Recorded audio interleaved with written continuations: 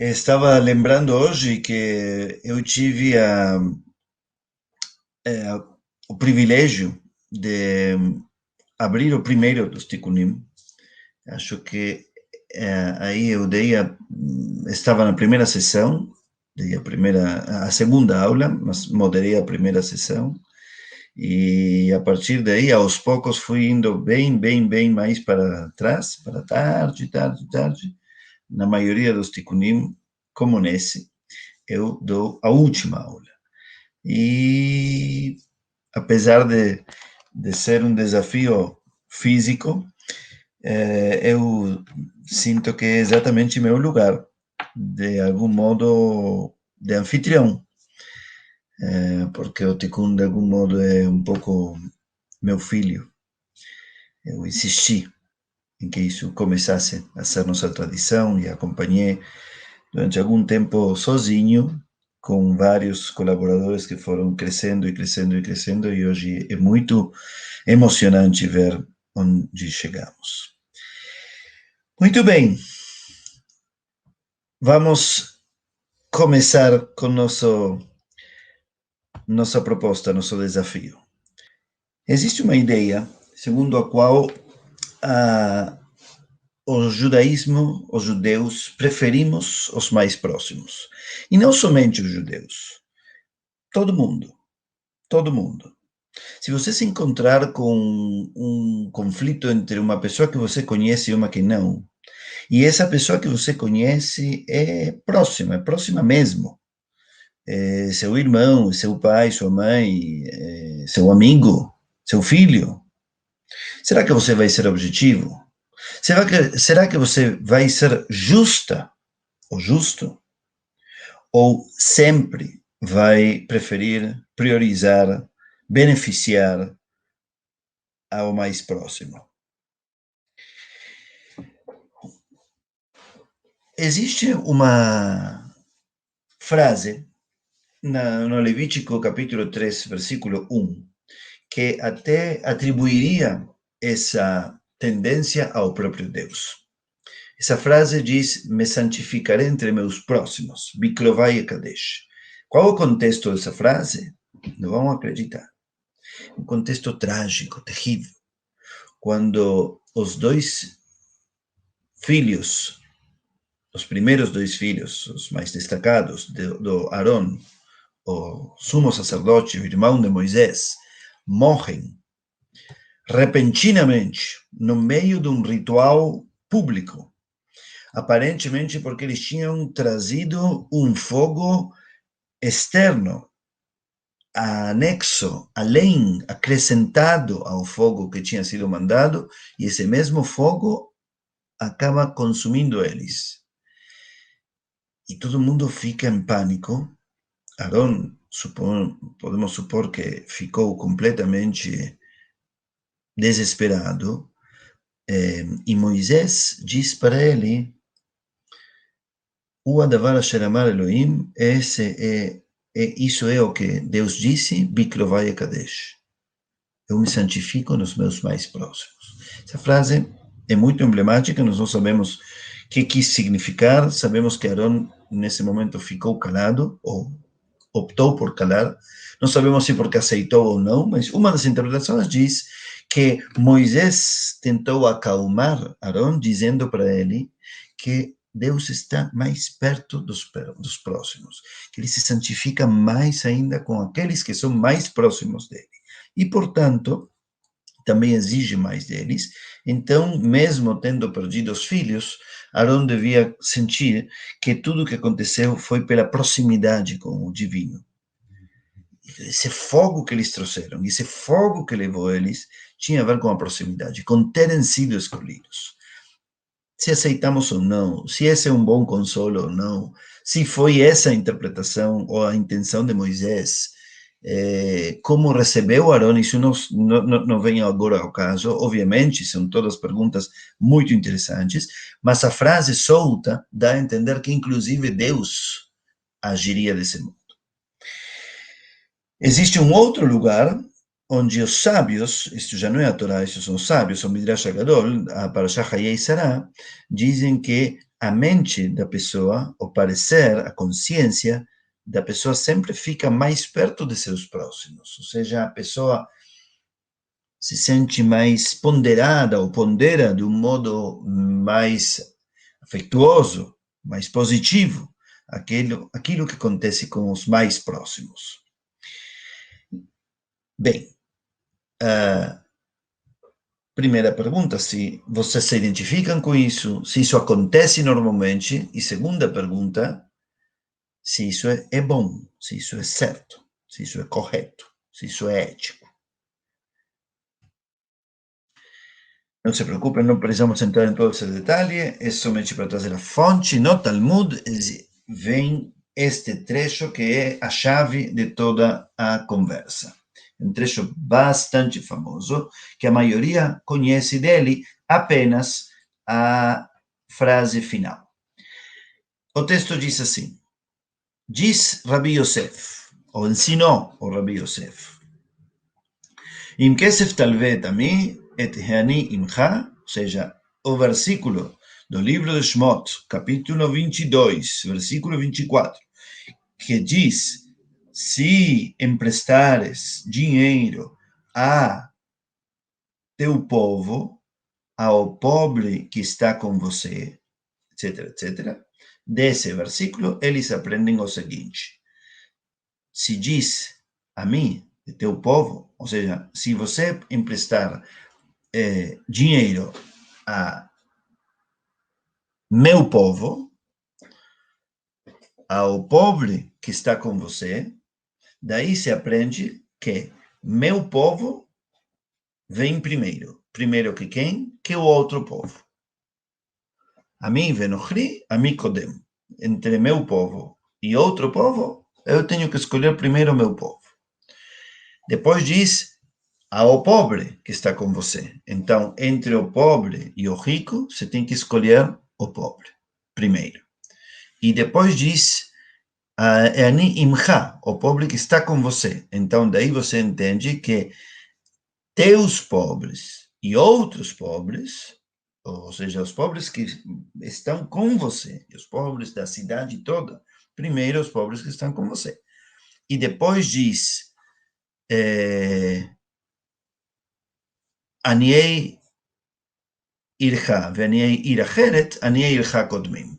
E quando se tiver que escolher entre os pobres que estão na sua cidade e os de outra cidade, você tem que escolher pelos pobres de sua cidade antes. E essa é a frase que todo mundo conhece. Aniei ircha kodmim. Os pobres de tua cidade são prioridade. Ou são privilegiados, talvez, por você. Muito bem. Aí vem a pergunta de como se aplica isso. Em muitos contextos, isto serviu para exemplificar a tendência judaica a preferir cuidar primeiro dos judeus, ou a cuidar, inclusive, somente dos judeus. Eu questiono isso e me pergunto se não haveria, inclusive, no extrato do texto de 2000 anos atrás, que é este texto, já uma possível tensão entre proximidades. Porque na hora que chegamos à conclusão de que é legítimo priorizar o próximo, a pergunta imediata precisa ser: próximo como? É uma questão afetiva? Você prioriza aquele que é mais próximo de você? Em que? Aquele que você ama mais? Aquele, ou é uma prioridade geográfica? Aquele que mora mais perto de você? Você tem que atender primeiro não somente os de sua casa, mas também os de sua rua antes de outra rua, de seu bairro antes de outro bairro, sua cidade antes de sua cidade.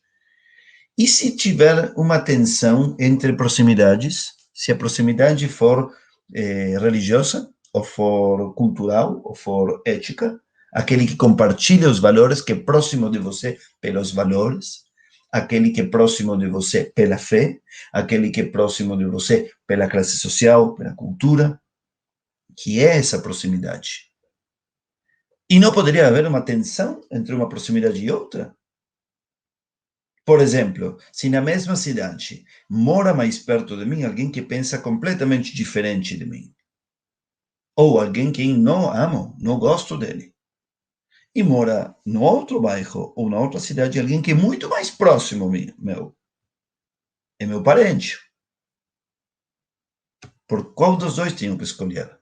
Porque aquele que é da minha cidade está antes da outra cidade, mas aquele que é do meu povo está antes que de outro povo. Como se medem essas proximidades? Como se definem essas proximidades? Se é que se trata de priorizar realmente ao mais próximo. Continuamos.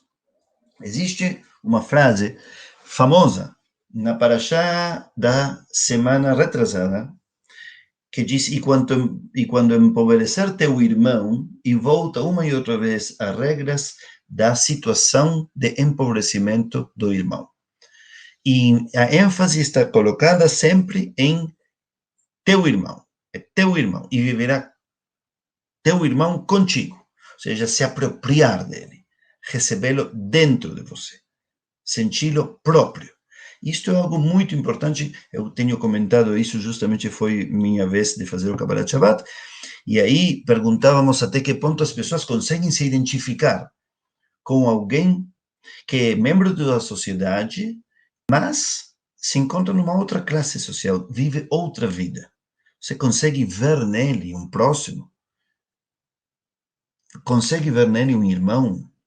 Ou conforme a pessoa vai se afastando de tua classe socioeconômica e cultural, também a humanidade dele se dissipa e a possibilidade de se parecer com você e de criar empatia começa a se diluir. Essa pergunta é fundamental porque daí vem a pergunta principal do nosso encontro. Como se define a proximidade? Ela se pode criar? Ela pode se inibir? Temos uma responsabilidade a respeito da proximidade que podemos sentir de alguém? Se a proximidade simplesmente é um fato, eu sou somente próximo de quem é meu irmão fisicamente, biologicamente, essa é uma questão. Aí teríamos um sistema extremamente elitista, hierárquico e fechado. Eu nunca seria próximo de ninguém. E poderia não me identificar com ninguém, não ajudar ninguém, não contar com ninguém. Agora, se a proximidade é algo que pode se adquirir ou pode se desenvolver, então talvez eu deveria desenvolver a proximidade com todos. Porque quantas mais pessoas eu identifique como irmãos, mais humano eu vou ser. Quanta mais humanidade eu descobrir no outro, mais humano eu vou ser. Então, talvez eu tenha uma responsabilidade de gerar proximidade, de senti-la e de praticá-la. Isto que estou dizendo não é somente belas palavras de um rabino, nem belas reflexões, apesar de que eu realmente sinto muita paixão por este conceito. E estou desenvolvendo isso especialmente nesses dias. Mas isto vem de longa data.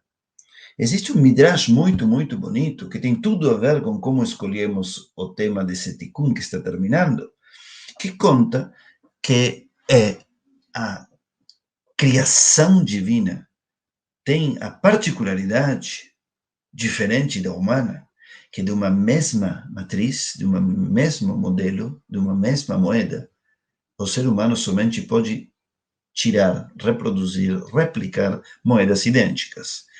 Já Deus, de uma mesma moeda, de uma mesma matriz humana, criou inúmeros diferentes.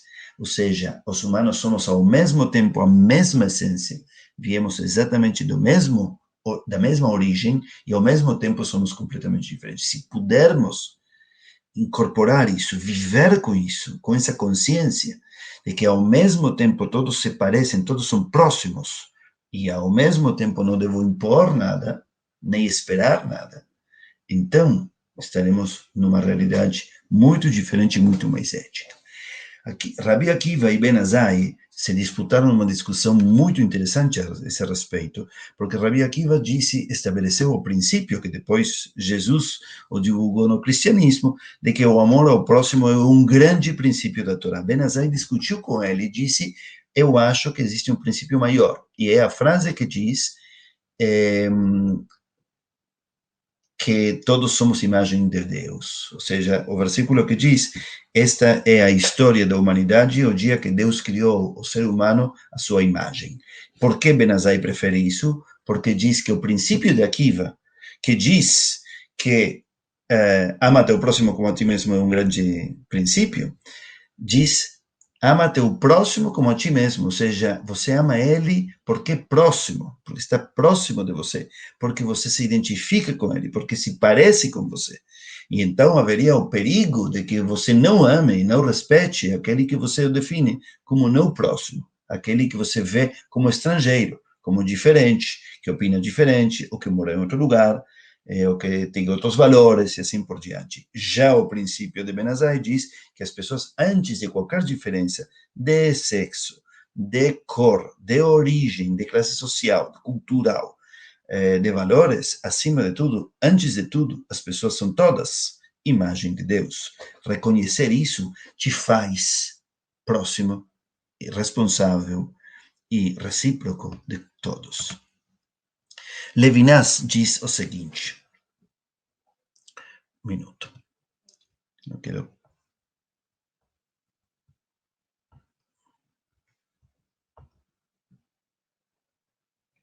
Perfeito, estamos bem com os tempos. Okay.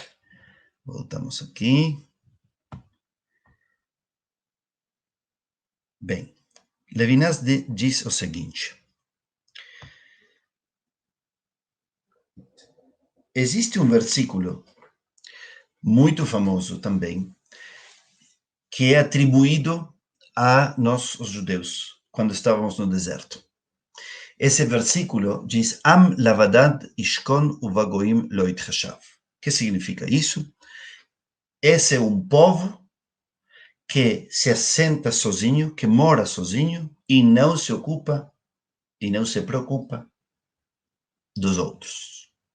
Esse é o versículo que está do lado do famoso Matovu. Vocês sabem que quando Bilam, o bruxo, queria amaldiçoar os judeus no deserto, abriu a boca e saiu dele uma bênção, que foi o famoso Matovu, que nós citamos toda vez que nos constituímos como comunidade, para citar alguém que nos chamou comunidade, não nós falarmos de nós mesmos, e sim alguém que falou sobre nós. Essa bênção de Bilam, na verdade, incluía também uma frase muito dura, que era essa, que o povo judeu é um povo que mora sozinho e não olha para ninguém. E por muito tempo, e em muitos contextos, essa frase é também uma que tentamos ocultar aqueles que querem ser sensíveis, e plurais, e universalistas, e os que são muito particularistas, os que realmente querem fazer uma ideologia de um judaísmo que somente olha para dentro e somente para eles, dizem, é verdade, isso manda a Torá, isso é o que nós somos. Levinas resolve esta questão de um modo brilhante, na minha opinião, e por isso trouxe isso para vocês, para estes últimos minutos do Tikkun. Levinas diz o seguinte, prestem atenção. Essa frase não diz, e não deve ser nunca entendida, como que se trata de um povo que somente mora entre si próprio, se olha para seu umbigo e não se importa com ninguém. O que diz essa frase é: este é um povo que faz sua parte sem olhar para os demais. Faz sua parte pelo mundo, faz sua parte no mundo, sem fazer contas, sem esperar nada em troca, sem fazer porque outro faz, ou porque outro fará, ou o que vai pensar o outro, ou eu não faço até ele não fazer. Não. Faz porque esse é seu dever. E o dever é sua forma de ser e de viver, e de estar, de ser no mundo. Eu sou quem sou, não em função do que você faz. Eu sou quem sou em função do que eu faço. E ponto. O que você faz é assunto seu. Você deve ter um infinito de razões para fazer ou não fazer, e um infinito de contas para resolver. E eu não tenho nem acesso a elas. Sempre será parcial, ou sempre será uma imposição, ou sempre será uma forçada de barra. Portanto, não se ocupe dos deveres dos outros. Faça somente sua parte. Somente sua parte. Não por você, sua parte pelo mundo, sua parte pelo outro.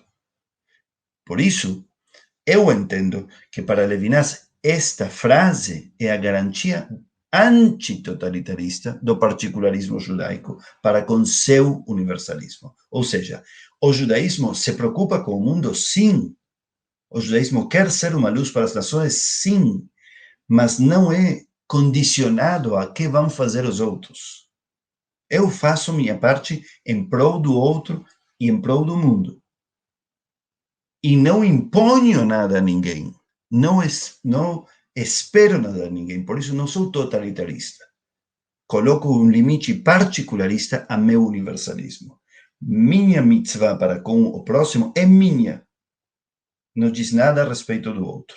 Por isso não impõe nada. Para Levinas, o sujeito está sujeito a alguém. E por isso tem um compromisso unilateral. Eu estou comprometido com você sem necessidade de que você esteja comprometido comigo. Eu, na verdade, escolho. Para terminar, o sábio Hillel disse a famosa frase que originou todo esse tikkun. Se eu não for para mim, quem o será? Eu tenho que me dedicar a mim, a meu aprimoramento, a meu cultivo, a meu desenvolvimento, ao modo como eu reajo, entendo, ensino, recebo, escuto, administro.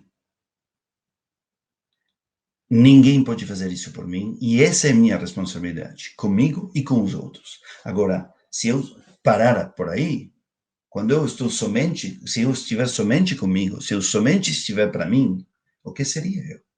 Que sentido teria isso? Quando eu estou comigo, como sou? Que sou? O trabalho comigo mesmo tem que ser um trabalho em diálogo com os outros, que olha para os outros, que presta atenção aos outros. Trabalho comigo, através de mim, trabalho para o mundo. Somente através de mim. É isso.